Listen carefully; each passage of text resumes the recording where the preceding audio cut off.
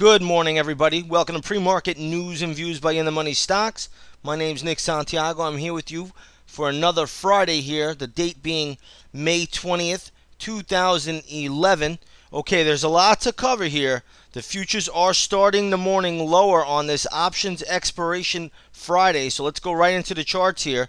You'll see futures are trading down at the moment by 4 points. That only can tell us one thing.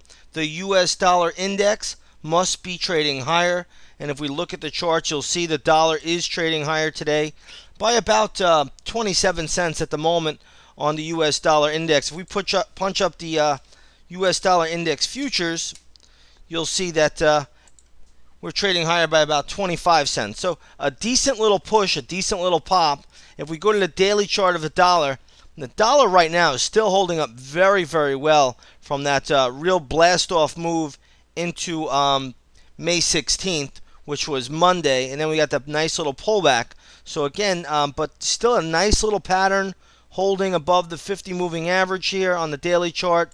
And intraday, your action is still pretty strong, beginning right around 4 in the morning. So again, the dollar being stronger, futures being a little bit lower. Now, on options expiration, what we normally look for is activity in the first hour and a half, maybe 2 hours. After the first 2 hours of the trading day, the market usually simmers off, goes sideways, and then sometimes within the last 30 minutes or so, we'll get a late day pop. However, recently the market's come under a lot of pressure from a lot of external forces, even though the Fed has been pumping in money every day via POMO and their QE2. We have the European debt crisis. The Asian markets have been under pressure. There's a lot of inflation. Yesterday you had, let's just punch the stock up, GPS, which is Gap Stores. Look at this sell-off here, and they cited inflation for the reason of missing their quarter. I believe sales were down 23% or something like that, or income was down 23%. But in any case, the stock just is getting trashed today, and this is all due to inflation. So I know my wife shops at the Gap all the time. Believe me, the stores are not that empty. But this is all citing inflation, and that's a big, big drop from yesterday's close. Stock now trading down around $19, $19.20. So again, you're starting to see more companies report earnings that are being hit by inflation, even though the Federal Reserve says there is no inflation. So again, we're just going to watch that dollar. Yesterday was a perfect example of the activity in the U.S. dollar index. The markets were moving contra to it. Not as much as we normally expect because of options expiration, but the relationship is still very tightly correlated as the markets trade inverse to the dollar. This morning, we do have the USO trading up just a tad bit here. Okay, just a touch off the lows. Yesterday, USO closed at 39.07. Today, we're trading at 39.24. Spot crude is trading up just a touch here, just a little bit. Still above. Well, if I'm not mistaken, it's just up about 40-50 cents at the moment. Not a big deal. And we'll look at gold. We'll use the GLD. You can see the GLD trading at 146.13. That's a nice little move higher. Yesterday, the GLD closed at 145.65. So dollar down. Gold is catching a bid. Oil's catching a small bid. And then you have the SLV, which closed yesterday at 34.26.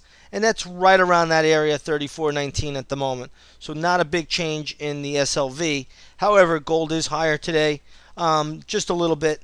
And we'll see if the dollar, can stay up. I think we'll have a little bit of pressure on the market. Now, generally on a Friday, we do not look for a down session. We look normally for a flat session. However, with all of the geopolitical events that are going on around the world, you never know what can happen. Right now, you do have Spanish debt yields really starting to increase and spike. You also have Greek debt is spiking as well. So the problems in Europe continue, and they should continue to unfold really throughout the year. So we'll see how that all plays out. But again, you want to stay nimble. This is still options expiration, and we'll see how this market plays out. As for the Asian markets last night, it was really a flat session. Last night we had the Nikkei trading down about 14 points. The Hang Seng was up 36 points. The Shanghai was down 1 point. and the Australian index was down 20 points. That was the big loser, down 0.4%. The big winner last night was the Sensex, and that was up about 1%. So we can't make too much out of Asia last night. Maybe we'll see a little move in the IFN. That's the India fund, and then you have Tata Motors, and that could have a little bit of a morning push. TTM is the ticker symbol there. So yeah, you can see it started up. Yeah, now it's faded a little bit. But anytime you see the Sensex, which is the Indian market higher, you could watch for stocks like IFN and Tata Motors and a few others out there. But that's pretty much it as we sit here on this Friday. We'll see what the market brings. Maybe we'll get a rare Friday decline. I wouldn't bank on that. Normally the market finishes basically flat on Friday, sometimes slightly positive into the close when the institutions give it a last 30-minute jolt. But we'll see what it brings. And again, watch that dollar very, very closely. I think that's the most important factor in the charts right now is the dollar. And it should remain that way for the foreseeable future. Alrighty, everybody. Have a great trading day. I'll see everybody on the charts. And we'll see what this market does. Take care now.